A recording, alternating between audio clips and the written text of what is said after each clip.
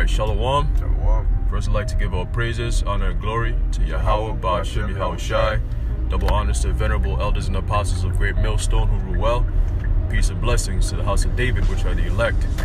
All right, so basically, myself and Bakar, we're on the road, and basically through the Spirit, we're just righteous thoughts, I guess. Just talking amongst ourselves, and the Spirit hit us that basically, being in this truth, when you go out to teach or whatnot, when you're with other brothers, especially in the camp, the Spirit doesn't sit on one person. The Spirit never sits on one person. It's you can't control the Spirit. It has to move. It's a vibe. I gave this analogy that the most successful or the most fun, the most fun basketball teams to watch are the teams that move the ball. You look at a few years ago, if anyone who follows basketball, you look at a few years ago, you had the San Antonio Spurs who started that, and then you have the Golden State Warriors. You have several basketball teams that like to move the ball, what they call share the sugar. And those kind of teams are fun to watch. Why? Because everyone gets a touch, and you get players who are playing hard, and it's like you got dudes like Steph Curry and Draymond Green and all these dudes, right? And they're playing the game, and it's a selfless, not a selfish thing, but a selfless vibe. And that's the same thing with the Spirit when you're in the truth, man. When you go out there to teach, scriptures tell you that it should be the main three speakers, right? I think is book of Corinthians. Brother could bring that out. You have the main speaker, okay, and then you have two other speakers who are next to him. Now depending on how big the camp is, you have to move with that. But I'll give the prime example of that will be the elders, man. And honestly, when you watch the elders teach, it's a thing of beauty, man. Because it's a chemistry. It's a spiritual chemistry, and I should do a sit down on that actually. It's a spiritual chemistry, man. It's a vibe of everything is moving smoothly, man. You don't have a ball hog like a Russell Westbrook, because guess what? You have a guy like Westbrook, he's a point guard. Point guard's supposed to do what? To distribute the ball, score, do your thing. But this man is his mentality is of a selfish mentality. He's not about his other teammates. He's about getting his triple doubles, man. He's about getting the fame and all that stuff, right? And guess what? When you do that, you make the team weak.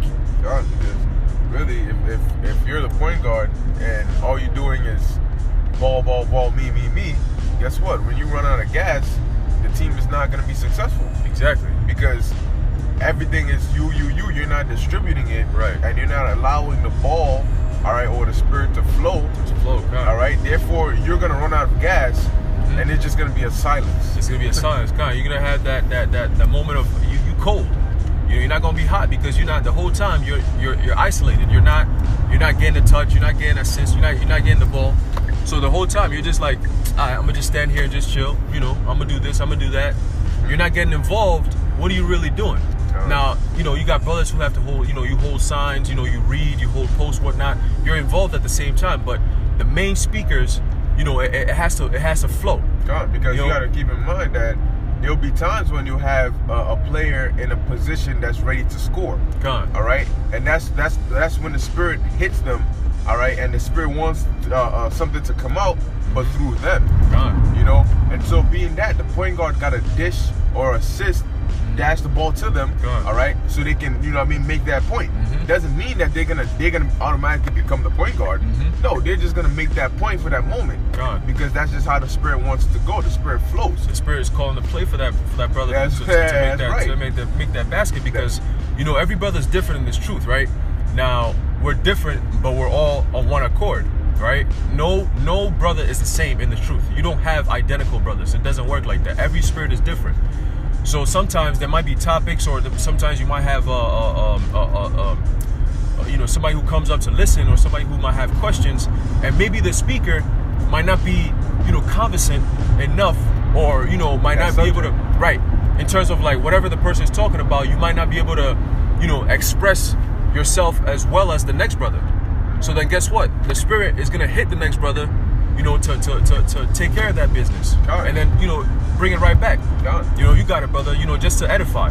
It's all about edification, you know? Just like you see the opposing team coming down, all right, and you see that the point guard, you know what I mean, he's on some next level. You switch with another player, so he guards him, right, and you guard his guard, right? You know, and then once you go back on the offense, you get, you know what I mean, you go back to your spot. Exactly. But let's get a couple scriptures. Yeah, this is 1 Corinthians 14 and 29.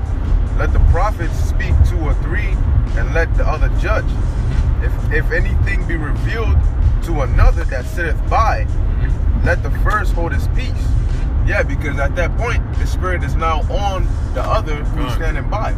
So if the first is still speaking, or, you know what I mean, just talking, it's just going to be just talking. Because now the Spirit wants something to come out through the next, you know? So it says, let the first hold his peace, for ye may all prophesy one by one, that all may learn. All right? All may learn, meaning what? So it's all about edification. If somebody comes up and they have a sincere question, you got to deal with them sincerely.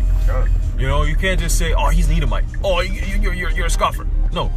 Try the Spirit by the Spirit first. Have the patience. That's the whole point of this thing. It's so difficult, but it's, hey, look, Yahushua did it. Okay, Yahushua did it, and he taught his disciples to do the same thing. Okay, he taught his disciples to do the same thing. You gotta allow the Spirit to work. You know, to flow. You gotta let the ball. Here's what ball movement, spirit movement.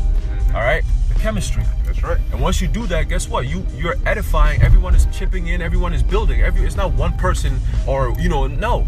Everyone is chipping in. Everyone is doing their thing, and it's a beautiful flow. You know, like I was saying earlier about the elders, man. You watch the elders teach outside, man. It's a beautiful thing. You got, you know, Elder Tahar saying his thing, and then boom, Elder Gabar his Spirit hits him. Boom, he says something. He adds on to what the elders saying, and then they move on. Apostle Elder Orion Love also boom. That, you know, it's a vibe of the Spirit is just moving. It's moving, just like it says in Corinthians, man. Like Paul said. You know, it's a spiritual thing. It's not a me thing. You know, I'm just speaking. Hold on, brother. Yo. No, it's, you know, it's everything is moving nicely, smoothly. You know, all in one accord. You know, there's no, you know, none of that crazy madness. You know, and it's orderly too, because if you got something to say, the Spirit hits you and you have something to say, there's a reason why the Spirit is hitting you. There's a point that you're about to make that's gonna be like, oh shit, well, I didn't think of that. You know, because like I said, every brother's different. And it gives fuel to the main speaker, so he can now feed off of what process, you said. process and feed off what you said. Now there's a balance too, because, you know, it's not all the time that you have to chip in and say something. Yeah, exactly. You know, because there might be certain things that you're like, oh yeah, yo, son just hit me, I want to say this, but the speaker says the same thing. He says what you were gonna say. Now there's no point in you saying it. You don't have to say it. You know, so if you out here just trying to say it just because you want, the scriptures say let 2 or 3 prophesy. Now you just, you know what I mean, you ain't using the scriptures right. You're not using wisdom. You're not using wisdom. You know, but the main point is the Spirit flows. All right, it's like, let me get that precept. Ecclesiasticus 4 and 26. Be not ashamed to confess thy sins, and force not the course of the river. All right, you gotta let it go the way it's going, man. All right, because the Lord is the one controlling it. Keep in mind, He's in the driver's seat. All right, we're just vessels. So if the Spirit wants to go to a different vessel, you gotta allow it to go. You know, because it's impossible for you to trap the Spirit. Yeah, you can't say I want the Spirit to stay on me. No, it's not gonna work. The Spirit moves when it moves. That's right. You know, and if you know, it's gonna be shown. People will see when the Spirit is not on you. You know, because what you're saying won't even make sense anymore. It'll sound like you're just rambling on and on and on. You know, and that's not gonna be edifying to anybody, because back in Corinthians it said what? For ye may all prophesy one by one. That meaning this the reason all may learn and all may be comforted. All right, because it's all things are for what? Edification. We're doing this for edification. It's not about having the spotlight or looking like you're deep or always being the one to say something. No, it's about edification. So it doesn't matter who it comes from or how it comes out, as long as the person is edified. That's right. So like the brother was saying, if somebody comes up and they have a question, all right, and let's say the brother next to you or whatever has a on-point answer, you just gotta let them, you know what I mean, go for it. Now let's say they're not breaking it down exactly, boom, you step in, you know, oh yeah, you add on to that, you know, actually brother this and that, you know, and then you edify to the max. Right. You know, because there might be something you say, or you might misunderstand the question which the person is asking, and then the brother next to you is trying to let you know or trying to answer it because he understands what the person's trying to say. So to you, the person might be sounding like a scoffer or asking a ridiculous question, but that might be just because you misheard it or you misunderstood it. That's right. And the brother next to you is like, nah, I understand what he's saying, but sometimes you gotta let that spirit come out and you gotta let it, you know what I mean, flow. That's right. To create edification, or else you're gonna end up potentially turning away a potential elect because you misheard him and you didn't allow the brother to edify. That's right. You know, it's all about endurance and suffering. What's it called? Patience, long suffering. That's right. You gotta take your time with it. Don't be quick to shut people down. Just take your time, allow them to speak, and then listen to what they have to say, and then you can go back and forth. It's not always about, hey, bring that precept. No, just speak to them. Let them speak. Listen to what they have to say. It's all about, we're teachers here, We're teachers, and when our students don't understand something, they have to ask questions. And when they ask questions, us teachers, every single one of us up there, whether you're holding signs or you're reading, whatever it might be, when the Spirit hits you and you can answer that question for that student, you have to answer that question for the student. That is why we're here. We're ordained to teach the sheep. Okay, so there's no exceptions. There's no such thing as, well, he has this question, he sound like a scoffer, I ain't answer. No, you know what, you crazy, get out of here. No, no. Yeah, and then it's like, because hey, if somebody's in a position to score and they're calling for the ball, you see it, you gotta, pass the ball. Now if they miss it, you can always do a putback. You can always grab the ball back and make that. Right. But you gotta allow that to happen because, like the brother was saying, we're teachers. Regardless of how they're coming off. Look, read about Yahweh Shai, man. Of course, there were certain people who he ignored, all right? But for the most part, he confounded them with their own words. That's right. When did you hear Yahweh Shai say, cut off somebody and say, no, get out of here, let's go, blah, blah. Yeah, he listened to what they said. The Pharisees, he knew they were coming there to try and trip him up. He knew the only point they were coming there to do is scoff, but he knew also that he had the power to confound them. That's right. Through the Holy Spirit. So guess what? He wasn't stressed. He heard what they had to say, and it's even worse when a scoffer comes up to you and you hear what they say and you confound them. You let them put their foot in their mouth. Because look, at this point, we know where you're coming from already. We've experienced that. So when you're coming, we already setting you up. You're asking certain questions, we're answering it and asking you certain questions to set you up. That's right. And we got the precepts ready.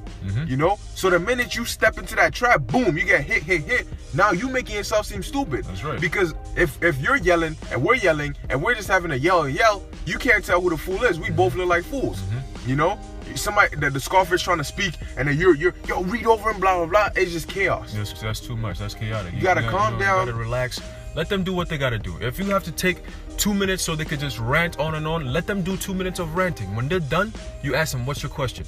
When they're done with the question, you answer it in decency and in order. That's what the scriptures say. Let all things be done in decency and in order, including teaching, man. Yeah, I got a precept, quick one. Hebrews chapter 4. Okay, verse 12.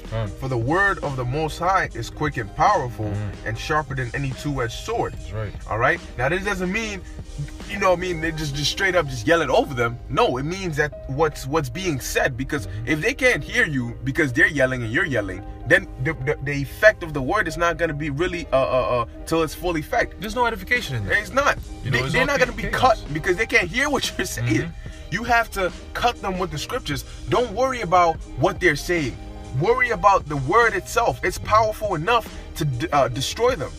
So it says, and sharper than any two-edged sword, piercing even to the dividing asunder of soul and spirit, and of the joints and the marrow, and is a discerner of the thoughts and intents of the heart. Okay? So they can't go around it.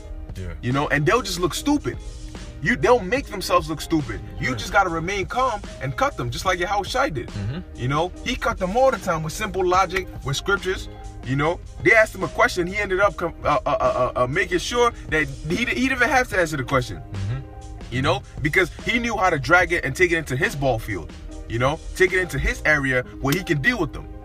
And it's as simple as that. There's so many different routes and ways to approach questions in the scriptures, man. The scriptures have an answer to everything. So it's not a big deal. All right? You got to allow the spirit to flow, man. Right. But yeah, Yeah, we hope this was edifying to the elect. I would like to say, Kol Halo Yahweh Ba'Shem Yahweh Shai. The water Yahweh Ba'Shem Yahweh Shai. Until next time, Shalom. Shalom.